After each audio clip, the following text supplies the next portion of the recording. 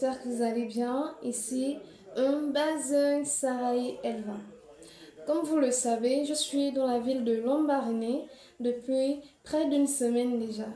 Et aujourd'hui, je tenais à vous présenter cet endroit paradisiaque. Je tenais à vous faire un petit résumé sur son histoire.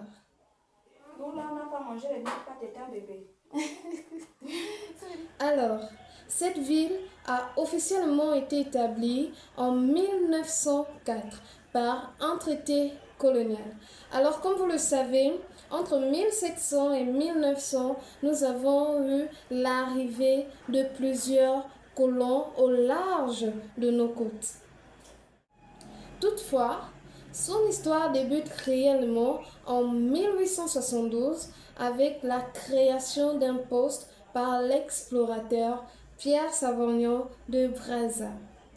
Mais aussi, en 1913, nous avons l'arrivée du grand colon blanc, comme on l'appelle communément le Grand Blanc, qui installe son hôpital qu'il va d'ailleurs nommer par son nom, qui est Albert Schweitzer, dans le but de donner les premiers soins, de traiter certaines pathologies. Et vous savez qu'à cette époque, le paludisme était déjà répandu en Afrique et en Afrique centrale. Effectivement, est toujours de service de nos jours. Vous pouvez vous y rendre pour des soins, pour des hospitalisations. Vous serez parfaitement reçu et traité comme il se doit. Lambaréné est une ville du G3 du Moyen-Ogooué, notamment de la 3e province du Gabon. Son nom signifie essayer encore, entre autres, de nous attaquer en langue galloise qui est une langue locale. Elle se situe au sud-est de Libreville, sur les rives du fleuve Ogooué.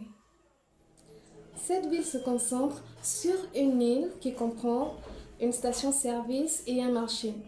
Ce marché qui donne sur des berges et d'où partent les pirogues qui descendent et remontent le fleuve. La population se nourrit principalement de la pêche, vu la diversité de poissons qu'il y a entre et dans ces eaux.